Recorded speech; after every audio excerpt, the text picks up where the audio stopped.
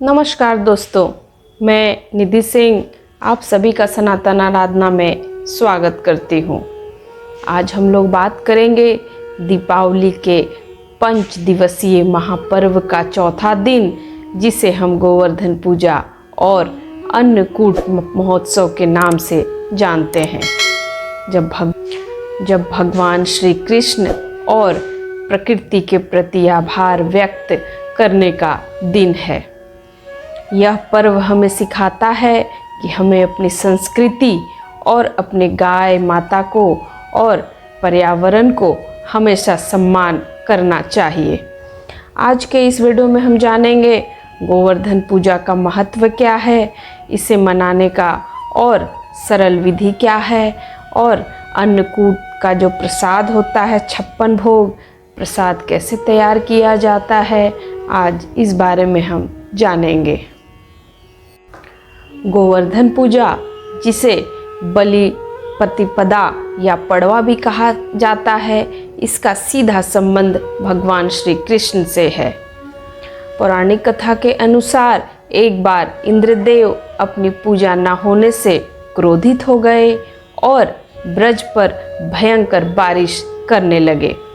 तब भगवान श्री कृष्ण ने गोकुल वासियों की रक्षा के लिए अपनी छोटी उंगली पर गोवर्धन पर्वत को उठा लिया था।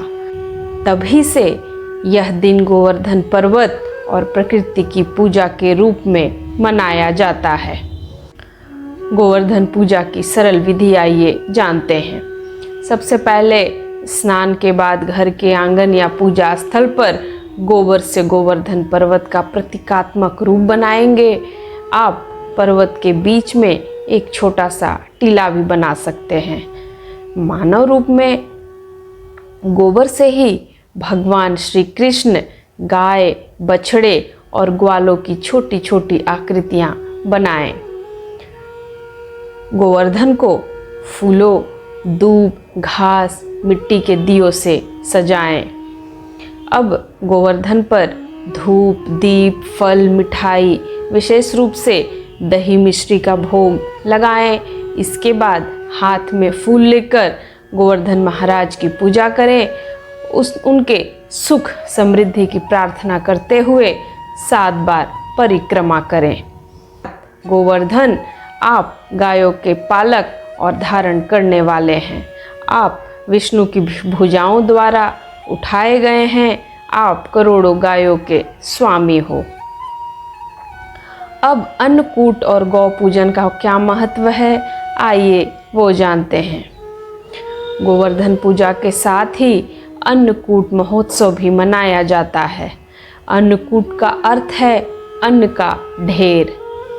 इस दिन तरह तरह की सब्जियां, अनाज और पकवान मिलाकर एक विशेष भोग तैयार किया जाता है, जिसमें लगभग 56 प्रकार की सामग्री होती है, जिसे 56 भोग भी कहते हैं।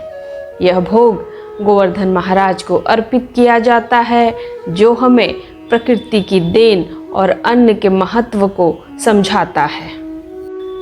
इस दिन गौ का पूजन भी किया जाता है। गोवर्धन पूजा का एक अभिन्न अंग है गौ माता। गौ माता की पूजा इस दिन जरूर होती है।